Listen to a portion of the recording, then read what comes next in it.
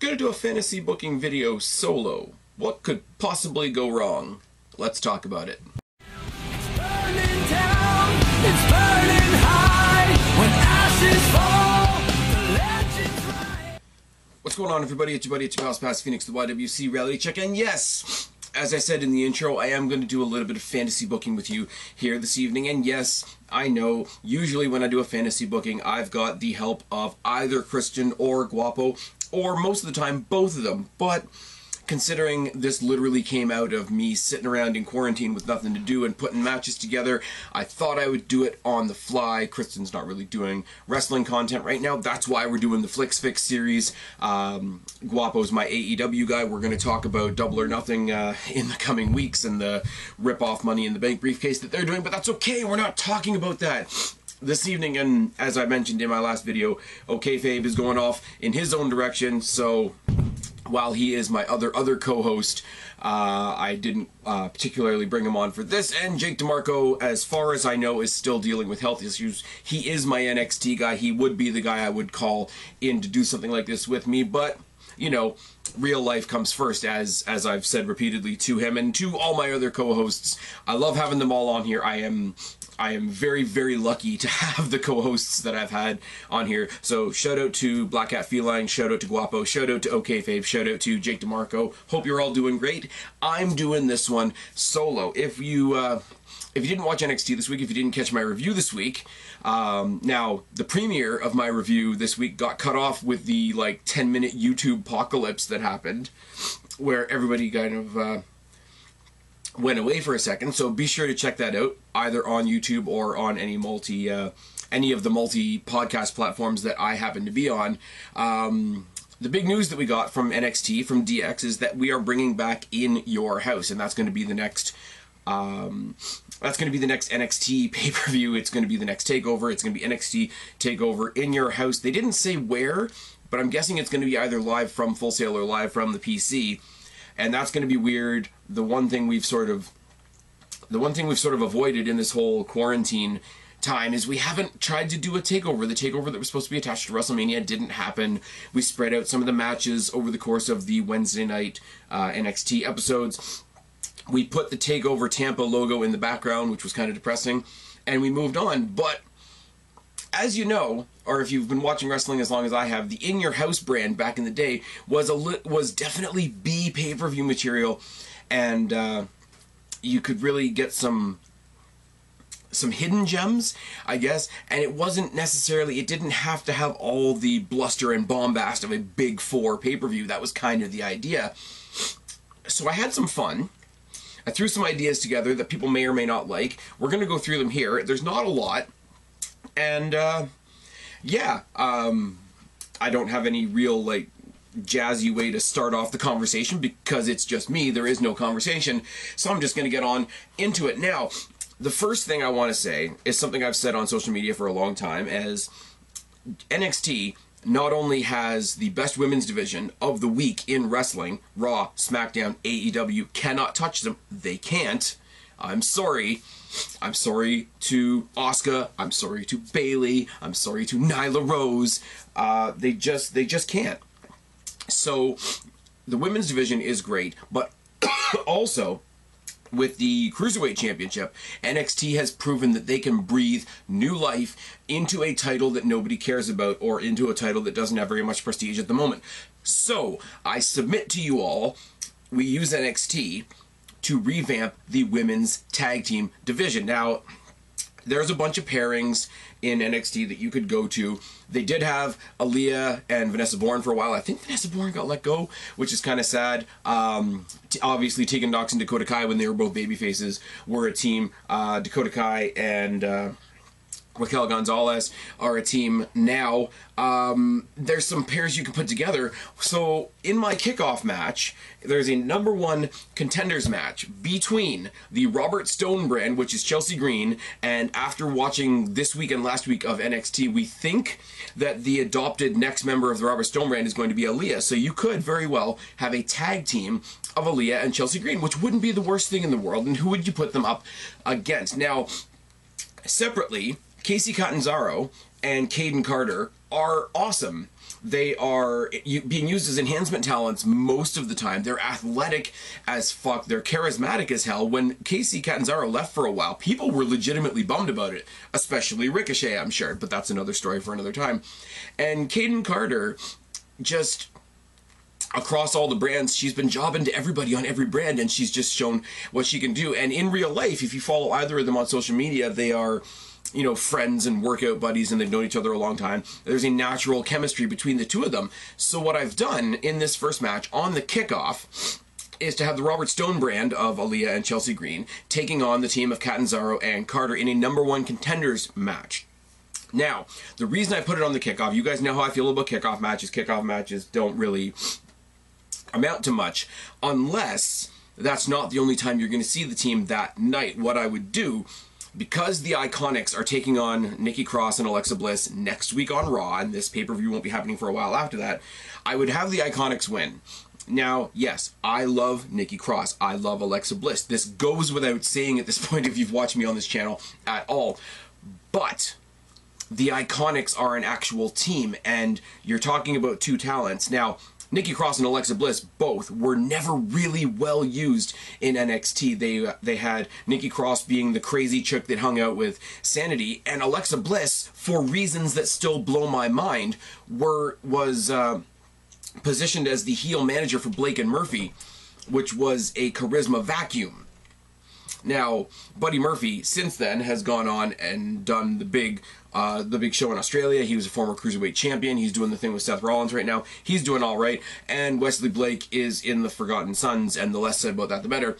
Alexa Bliss did the opposite. She did the Baron Corbin thing. She went and shone on the main roster. Nikki Cross, the same to a lesser degree. But for the most part, they are singles wrestlers. The Iconics, back when they were the Iconic Duo in NXT, were already an established tag team. And that's why, if we're going to bring the titles back to NXT, you want to put them on an established NXT tag team, even though they're not in NXT anymore. So what I would do, Robert Stone brand is still up and coming, and, you know, their thing is Chelsea Green started with him, and she lost a little bit, and then he sort of motivated her up. Aaliyah lost this week, and if he takes her under his wing, like, they could do a story where they get better under his leadership, but they're not there yet. Now, Catanzaro and Carter on the other side of the coin have been jobbing for everybody, but at the same time, they do look great. I would have Catanzaro and Carter go over. I would have the first match on the actual card be the Iconics versus Catanzaro and Carter. I don't know who I would have win. I would either have Catanzaro and Carter win, bringing the titles to NXT, or I would have the Iconics retain and have that solidify their return to NXT, a la Charlotte, a la Finn Balor, etc., who we're going to get to later on. Now, speaking of titles, and speaking of titles that are sort of up in the air right now, we do have currently the round robin tournament for the interim NXT championship. And I don't know who's going to go from there. The controversial thing about the round robin tournament is the inclusion of Drake Maverick, who was fired on Black Wednesday, but yet is still in the tournament. And the storyline goes he's fighting for his job. So you have to have him in the final. But I don't want it to be a singles match in the final. I want the numbers. I don't even know what the numbers are right now. I don't have them in front of me. But I want, initially, before Black Wednesday came around and they were starting to do this tournament and whatever, I said the two people from Group A and Group B that I wanted to see in the final were going to be Swerve and Kushida, because I thought Kushida was going to go on and eventually face Jordan Devlin when the global situation was over. So what I'm going to do with this, just for the fun of it, because it is for the interim championship after all, is to have Swerve versus Maverick versus Kushida in a triple threat final for the interim cruiserweight championship. I would present them with a different belt, a slightly different belt to, not a different style of belt. The style of the belt is great, but maybe a slightly different color, or the same exact belt but on a white strap instead of a black strap. Something to indicate that it is the interim belt. And then have Jordan Devlin have a spot at the end where he's not supposed to be in America. He's definitely not supposed to be in the PC. He breaks in to crash the party of whoever just became the interim champion and do the I'm the Real championship. And yes, I am breaking that out purely from what CM Punk did after he beat John Cena at the Money in the Bank pay-per-view that we all know, we all love, the thing that happened in Chicago where he had the ovation that rivaled Hulk Hogan in Toronto, and Cena won the belt and Punk held up his belt just a little bit higher. I would love to see that. I would love to see the story because Devlin is such a dickhead heel. As much as I would love to see a big push for Swerve or a big push for Kushida, I would love this to be the big shining moment where Drake Maverick saves his job and simultaneously becomes a champion, only to have Jordan Devlin come in like the asshole that he is and squash that before he can even enjoy it. I think that's great. I think Drake Maverick, realizing that dream, realizing the dream of not only becoming a champion, but also keeping his job after the promo that he cut on social media would be great. And to have him face to face with Devlin and call him out on the spot and get a unannounced match between Drake Maverick and Jordan Devlin for the undisputed NXT Cruiserweight Championship would be absolutely amazing. And with that, you could go either way. I mean, Maverick is a good story. Devlin is a good champion. So you could go either way with that. And either way, the person that wins that match could have the Razor Ramon moment at the top of the ladder, holding up both the interim and actual championships. You could have a whole lot of different moments just with those connections of things. Now, I know I sound like I'm doing a lot of like number one contender and then title match in the same night. I'm playing around with the format a little bit because, like I say, In Your House was always a B pay-per-view where things were a little bit more lax, a little bit more fluid. I think there was a lot of if I'm not mistaken, there was a lot of In Your House pay-per-views that didn't even have a world title match in the main event. They had some other sort of thing. Now, keep that in mind going forward because I do have a title match, but it's probably not the most exciting match you can possibly think of. Moving on next, and I'm just going off of what we've seen on TV the past couple of weeks. Karrion Kross is going to be facing Ciampa at the actual In Your House pay-per-view, I'm pretty sure. So let's just go with that for a second. Karrion Kross looks like an absolute animal. Scarlett Bordeaux's hot as fuck, and that doesn't hurt either. That entrance that blew up Twitter last week was fucking great. And he needs somebody that's going to make him look real good. Now, who can make him look real good is Ciampa. And you can get away with Ciampa suffering a loss here, not only because he doesn't know what to expect from Karrion Kross, he's still wearing the wounds of the surprise attack from Karrion Kross, and as has been very highly documented, Ciampa's had a series of injuries, including to his neck, and when that attack went to his neck, you could say he's going in less than 100%. He's beat up from the attack, and he's still suffering the immense emotional, psychological, and mental scars of losing one last beat to one Johnny Gargano. I think Ciampa gives him a hell of a fight here. I think Karrion Kross comes out of here looking great. Ciampa will do the job of making him look like $1 million. And Ciampa is one of those guys, if I see him in a title picture, I want him to win. If I see him in a non-title picture, I just want to see him put up a good scrap. And, I mean, obviously, there's all the potential in the world of Scarlett Bordeaux getting involved. There's all the chance in the world of Gargano and LeRae, because they're both heels now, fucking him over as well. There's all kinds of ways that you can put crossover here like $1 million and not have Ciampa lose any face in the process. We just had Finn Balor drop a loss to fucking Cameron Grimes this week on NXT. If we can do that and still have Balor look good, then we can definitely have Ciampa drop a loss to Karrion Kross, who obviously NXT has a lot of weight and a lot of value in, and I think it'll be really good. Speaking of Finn Balor, the only reason I am not crawling the bell tower with a fucking shotgun over him losing to Cameron Grimes is because it leads us to Balor versus Priest. Priest has an amazing story here. The fact that he's taking out people, taking out either guys that are physical giants or guys that are just giants in the industry because, as he says, and as has become cliche on NXT, he wants his name to live in infamy. He wants to be the Archer of Infamy. Now, you can say he's taken a step back because he's failed twice to get the North American Championship. But I would say, in that regard, Finn Balor becomes the Undertaker of this particular NXT pay-per-view, in the sense that when WrestleMania comes around, you want a title shot. Title shots can come, title shots can go. You can have a big, long-standing story, or you can be the guy that was chosen to face The Undertaker that year. And you could even go into that match knowing that you're going to lose, but just the fact that you got to be part of the Undertaker streak, be part of the phenomenal gimmick and everything, the pomp and the pageantry of not only the Undertaker but the large stage of WrestleMania, was an accomplishment in and of itself. This could very, very much be the story here. Damian Priest needs something. You guys know when we got Lee versus Dijak for the millionth time, I said, put him in that title picture. And obviously they're not going to give him that title right now because Keith Lee is the guy they've got a rocket strapped to, and that's fine. We put him over there. We'll find him something else to do. Now, Damian Priest is obviously not going to go for the world title just yet. Even I wouldn't suggest that just yet. He's too big to go for the Cruiserweight Championship. And unless they brought Aleister Black back to NXT, I don't see him going for the tag team championships anytime soon. I suggested that a couple weeks ago on somebody else's show, and I got laughed pretty much off the stream, but I still think Aleister Black, Damian Priest would be a hell of a team. But Aleister Black is off doing Aleister Black things and falling off buildings and still being alive, because that's what the main roster does. You come to here, Damian Priest versus Finn Balor, and you could cut this right down the middle. You could cut this down the middle 50-50. You could have this be the acceleration of this new heel, aggressive Finn Balor. Although the last couple of feuds he's had has been with other heels, so I don't know where he is in his heel persona at the moment. Or you could have Damian Priest get the treatment that Cameron Grimes got this week, undeservingly, except very deservingly in the case of Damian Priest. Damian Priest is a lot like Swerve, where I just look at him and I'm like, I want them to do something with him. Now, in Swerve's case, he's a smaller guy. They were able to put him into this Cruiserweight tournament. Whether he's going to get the title is another thing, but he feels 10 times bigger as a character with something to do. Now, if Damian Priest is going to go on, what was it when Orton did it? He called it the Legend Killer run, right?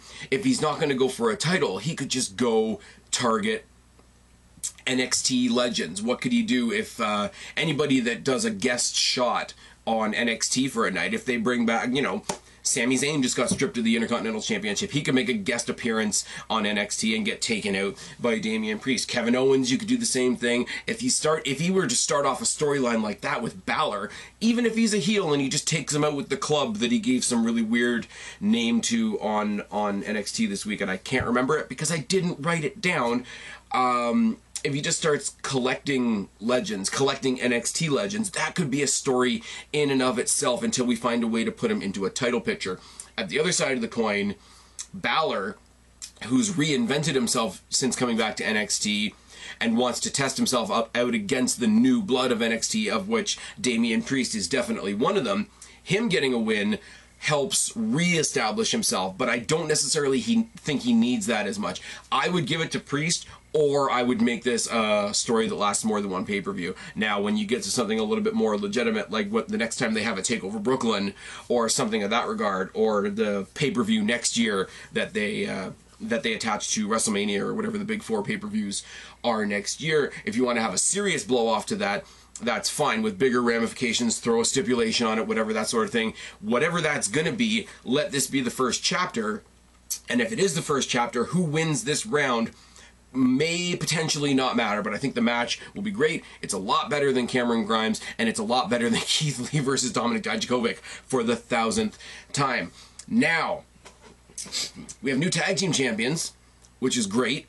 Imperium, Fabian Eichner, Marcel Barthel just became the tag team champions off the back of Matt Riddle, who got dumped by his partner, Timothy Thatcher. Trust me, I'm going to talk about Matt Riddle later on down the line. But what you forget is that Imperium, while they are not all there, Alexander Wolf is not there, Walter is not there, that's literally half of the faction. Are they not then prime targets for their old rivals, Undisputed Era? Adam Cole, seeing that the leader of his opposition is gone. Walter's not there. Even Walter's backup in Alexander Wolf is not there. Would this not be, if you were led by Adam Cole and you're Fish and O'Reilly, would this not be the prime opportunity to try and add some gold to your leader's gold and bring the prophecy of the Undisputed Era back together? Now, yes, we've seen it before. And no, it would not be the most exciting match on the card, but it is it is a good story, because I do plan on infusing Undisputed Era, because Undisputed Era, I'm sorry, I like Gargano, I like Ciampa, I like some of the new guys, I like the Cruiserweight title, the tag titles, and all this sort of thing, but Undisputed Era is still the heartbeat of NXT. It's why their iconography on all of their merchandise is so similar to the iconography of NXT itself. All of their merch is black and gold, which is why I think they're trying to solidify themselves on that brand, because they don't want to go to the main roster. They know what going to the main roster is going to do to them. And you know that the Undisputed Era merch in blue or red will just look wrong. Now you could play up a whole bunch of things here. You could say, hey, we're protecting NXT from that other NXT because Imperium's from NXT UK. You could just simply play this off as a continuation of the rivalry between the two factions. You could play it off as Adam Cole picking on the other faction while only half of them are there. There's a million ways you could spin this. But also, Fish and O'Reilly versus Fabian and Barthel is just a great tag team match, and it will put prestige, even if you don't necessarily care, even if it's not the firecracker of the night. It is a match worthy of the NXT Tag Team Champions, worthy of the titles that were held by the Revival, by DIY, by American Alpha. Imperium and Undisputed Era definitely belong in and among those names. I mean, hell, those titles were held by the Ascension. Where are the Ascension now? Moving on. That's going to be a good match of the night. And also, if you're going to include all of Undisputed Era, you have to perpetuate the story of the Undisputed Era, which was also played up on this week's episode of NXT, which is basically all of Undisputed Era throwing their brother, the redheaded stepchild of the Undisputed Era, Roderick Strong, under the bus. And that bus is Dexter Lumis. Now, I've said for a long time, Dexter Lumis is a guy I don't know how to take. He's really weird. I don't care about his squash matches.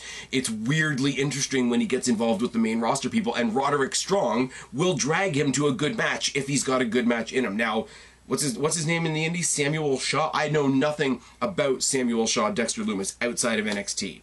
I'm sure he could be great. He's terrifying. His big skill is that he doesn't blink, which is a little weird, and as I've said before, he does look like he has dead babies in his basement. But if there's a good match to be pulled out of him, Roderick Strong is it. And Roderick Strong will go in there and gladly play the Dolph Ziggler, play the ragdoll if that's his role, and make Dexter Lumis look like $1 million.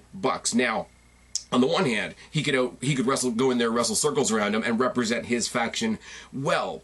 Or he could go out there, get completely ragdolled, and then we can play up the story about how his brothers didn't help him, and we play up the dissension between the Undisputed Era. There is no loser in that regard whatsoever. Now when I talk about the idea of In Your House being where you can get a little bit wacky, a little bit different, and before people start comparing what I'm about to say to Becky Lynch and Seth Rollins versus Baron Corbin and Lacey Evans, that is kind of what I'm doing.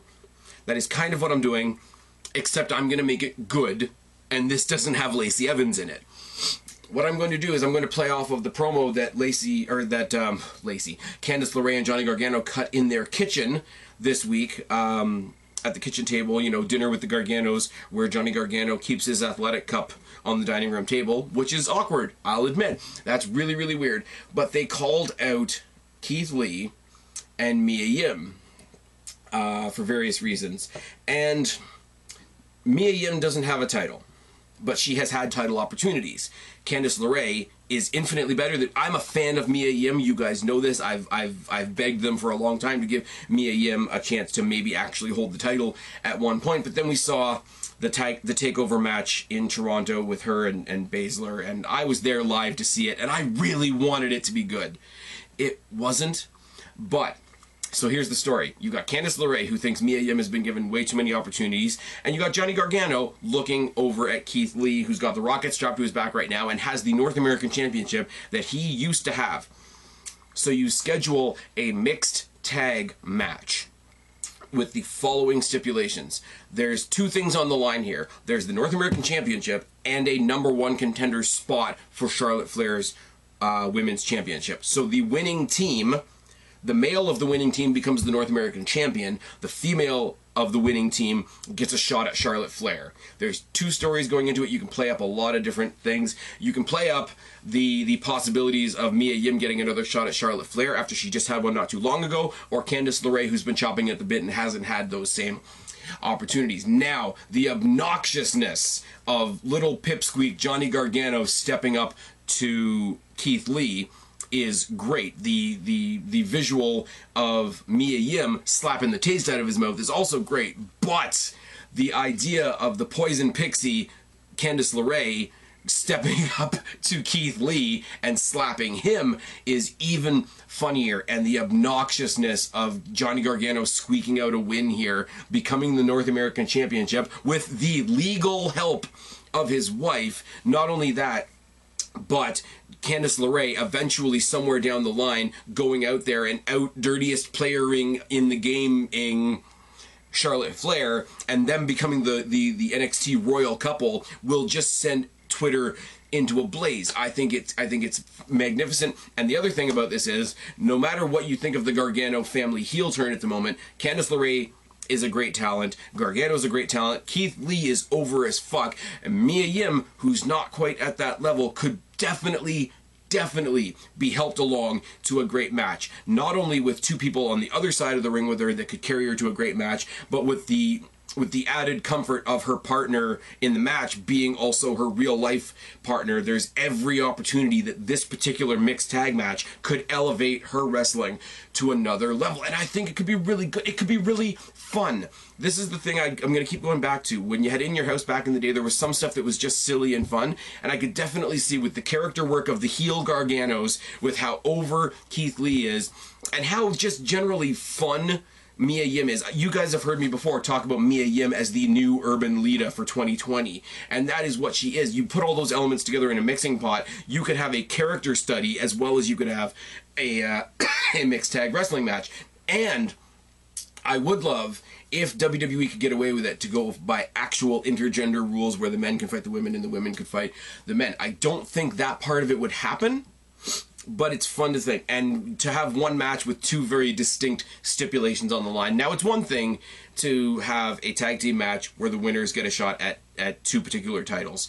It's one thing to have what they had with Corbin and Rollins and all of them, where 2 titles are on the line, but to have 2 very different stipulations in one match, one half of the winning team gets a title, one half of the winning team then gets to go on and have a shot at a title. You have immediate storytelling and prolonged storytelling in the same match. I think it all works out.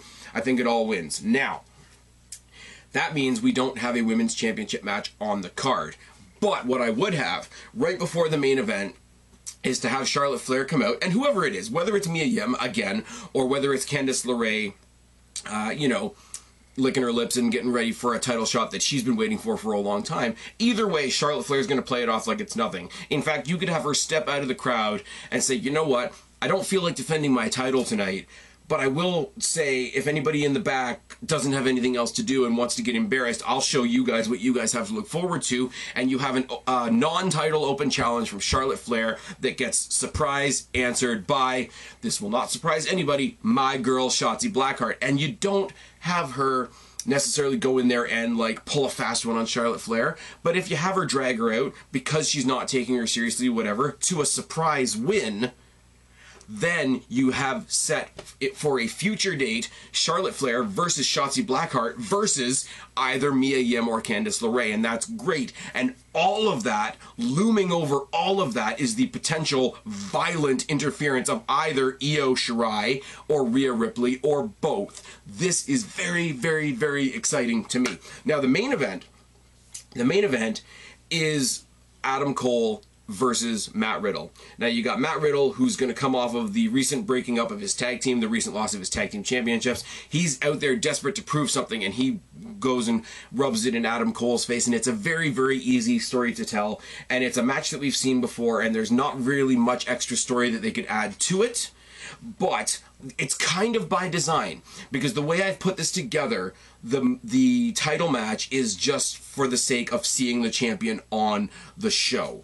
The championship match is not meant to be a main event in its purest form. It's it's a way to cap off the night. It's a way to, you know, if anything else, take a breather and think about what we've got on the rest of the card. I've intentionally chosen a less than stellar main event so that the fan base and the audience at home and the audience in the arena can give more of their attention to the other stuff, to the mixed tag, to the tag team championships, to the culmination of the Cruiserweight Championship, to the saving of the women's tag team championship. I've given a main event that will be good, because Adam Cole's good and Matt Riddle is good, but we've seen it before and they don't really have any direct storyline reason to come together again. There's no real reason that Matt Riddle would even be considered the #1 contender, but that is by design. You have a slightly, and I'm talking like 99 instead of 100, main event to intentionally push the audience's focus to the rest of the card, because I think the way I've put together the rest of this card, there's a lot of other things to think about. So to run it down again really quickly, you've got the Robert Stone brand versus Catanzaro and Caden Carter. Winners go on to face the Iconics. Swerve, Maverick, and Kushida fighting in the finals of the tournament to crown the NXT Interim Cruiserweight Championship. You've got Cross versus Ciampa for reasons. You've got Balor versus Priest for reasons. You've got Strong versus Loomis for reasons. You got Fabian and Barthel versus O'Reilly and Fish for the tag titles. You got Gargano and LeRae versus Lee and Yim fighting for a couple of different things. You got Charlotte in an open challenge against my girl Shotzi Blackheart because I'm biased and I want Shotzi Blackheart on my card. And then you got a perfectly fine world title match to end the night. This is what I threw together while I was at work today and when I got home from work today, because I was bored, because it's quarantine, and because the world is kind of weird right now, and I wanted something to be happy about. And this is obviously coming off the back of the announcement that we had this past Wednesday of the returning TakeOver in your house. This is what I put together. I'd love to know what you guys think of all these ideas, and if anything, put your ideas down in the box below. I've definitely stolen a couple of these from matches that we already know we're definitely getting. So I kind of cheated on some of these. Please put it down in the box below. What do you guys hope we see at TakeOver in your house? I'd love to hear all of your suggestions. Maybe I'll put a second video together of other people's suggestions if I've got the time. Hopefully, and eventually, I get my NXT guy Jake DeMarco on here and we can talk about some other matches we'd like to see. But that's it.